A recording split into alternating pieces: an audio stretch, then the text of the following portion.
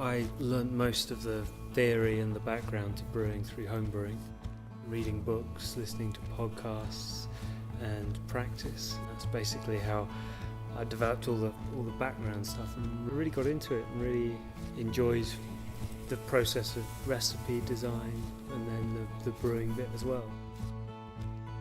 There's a number of homebrew clubs in Bristol, so there's quite a social side to it. It gets you even more enthusiastic about the things that you could try and the things that you could brew. I got a job brewing with a brewery on the edge of Bristol and then brewed for Wiper and True after that. And during that period we were finalising our plans and deciding what sort of brewery we wanted to start up. And then we found this place and kind of took it on. So that was the start of everything, really. My family is about 5 generations Bristolian. So my great-grandfather had his business here, which my grandfather ran, which my mum worked at, which my uncle then ran. And so for me, coming back to Bristol was always a given. I feel very connected to the city, definitely.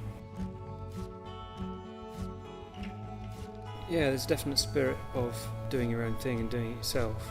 And people have taken that spirit and moved it into their work.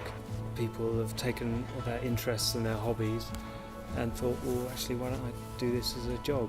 That's why there's so many independent coffee shops, bakeries, I mean, you name it, there's someone doing it for themselves. Yeah, and people like being part of a community or a group and having that identity, I suppose, that if they go into a coffee shop and they know the person that runs it, or they know the people that work there, because actually they work in the pub 3 days a week as well.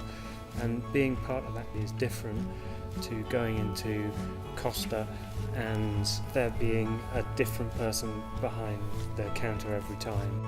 They see a lot of people because their business model is about getting through as many customers as they can, and it's not about providing a space for people to just live.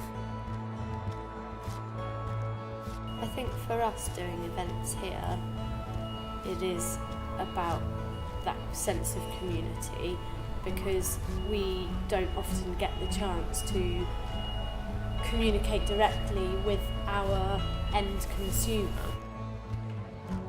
And that then turned into us having the idea, well, maybe we should open the brewery up, and is there any way that we can tap into the fact that there are so many other breweries nearby? There's actually 5 breweries on the East Bristol Brewery Trail.